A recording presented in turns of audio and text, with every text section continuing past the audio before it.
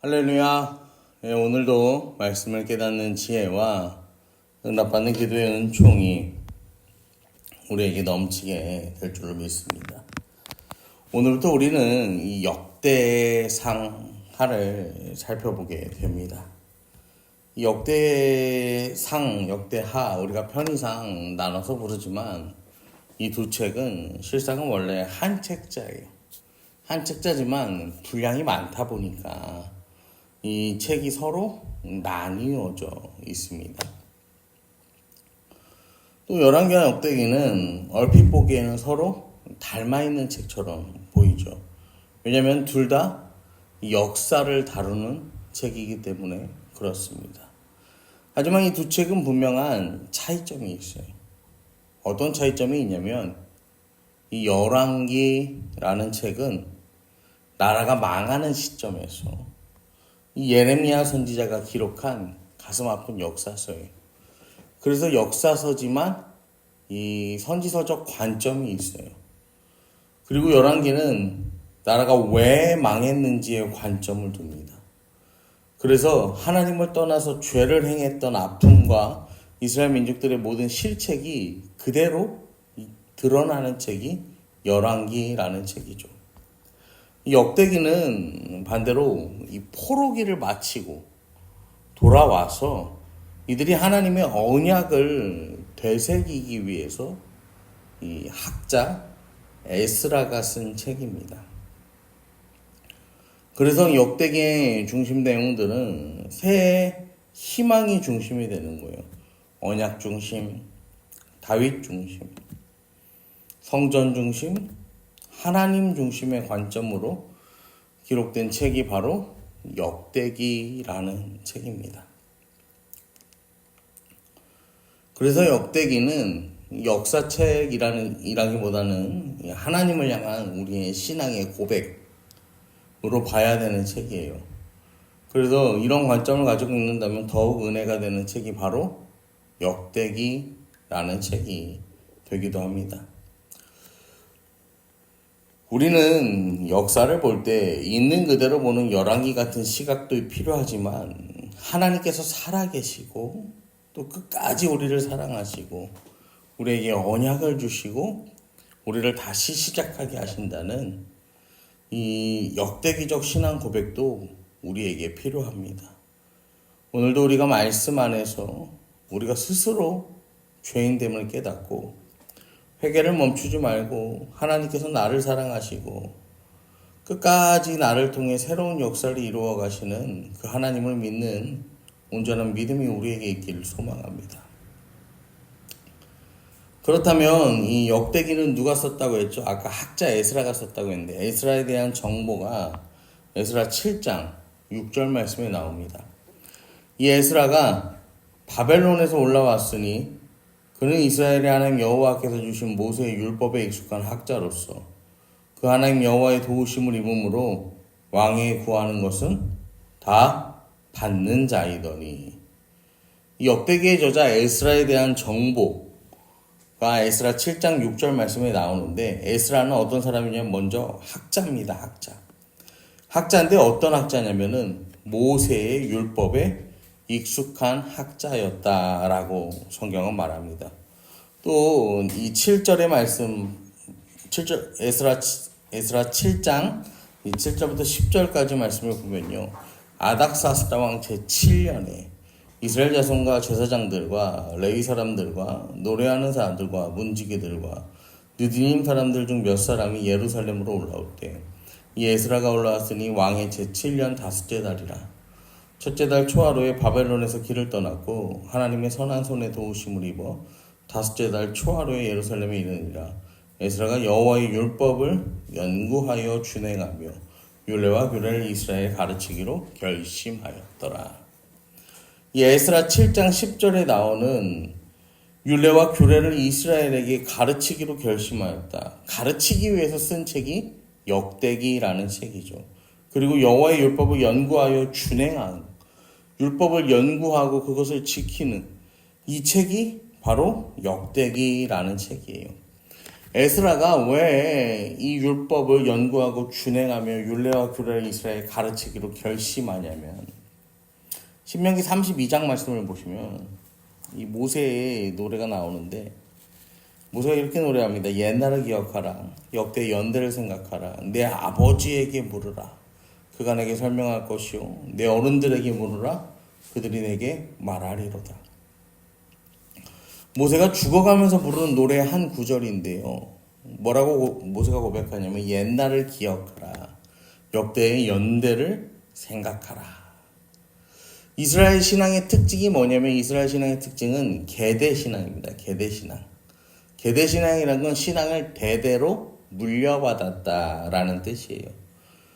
그래서 이스라엘 신앙의 특징이 기억하고 생각하는 신앙이에요. 왜냐면은 이 당시에 어떤 시청각 자료가 있어서 아니면 어떤 문서적인 자료가 있어서 이 신앙을 전수할 수 있는 게 아니에요.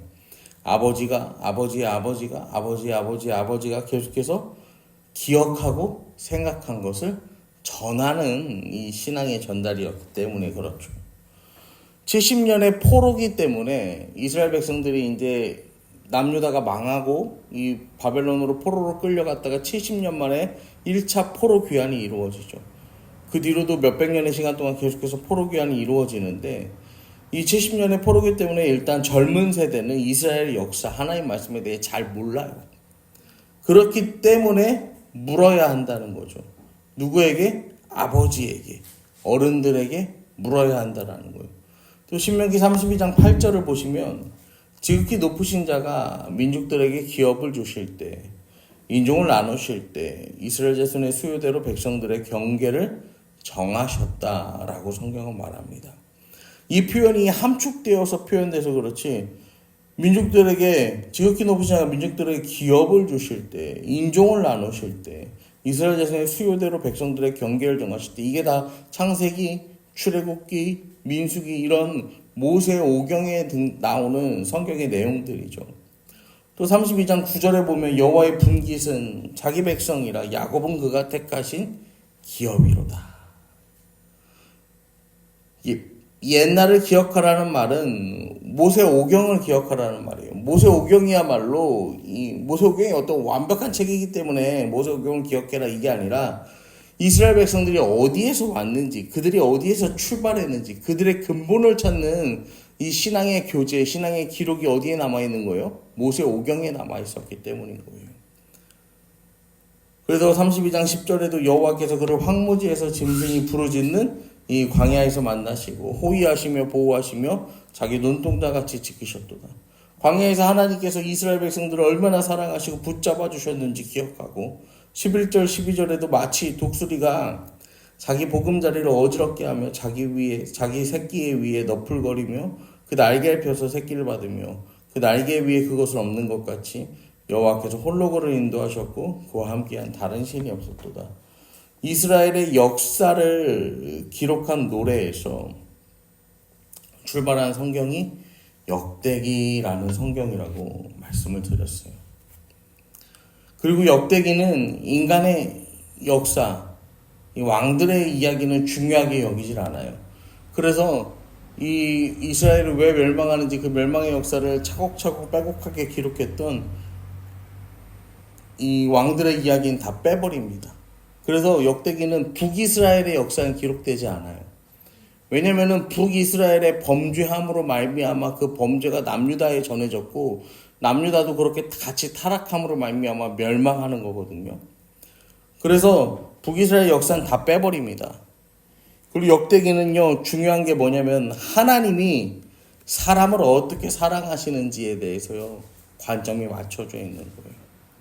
하나님 중심, 하나님의 보호하심, 하나님 역사하시는 그 새 출발의 역사에 이 관점이 맞춰져 있습니다. 역대기는 오늘 우리가 보시면 아시겠지만 1절부터요 이름, 족보로 출발합니다. 근데 이 일정이 끝날 때까지요 아무런 이 설명도 없이 이름만 쭉 나열돼요. 여기 보시면은 아담, 셋, 에노스 이스라엘의 정체성이 어디에 있다는 거예요? 하나님께서 태초에 만드신 사람 아담으로부터 출발한 거예요. 셋은 누구예요? 셋은 이 가인과 아벨의 사건 이후 아벨을 대신해서 하나님께서 주신단 말이에요. 그리고 이 셋이라는 사람을 통해서 이 인류 역사에 하나님을 하나님이라고 부르는 이 예배 공동체가 출현하게 되는 거예요. 그리고 노아, 셈, 함과 야벳. 그리고 마지막에 누구를 찾냐면요.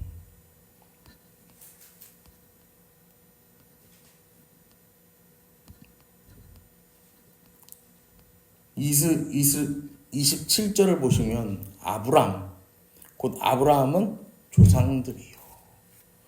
이 이스라엘 민족의 역사의 족보가 누구까지 기록되는 거예요? 아담에서부터 아브람까지 기록되는 거예요.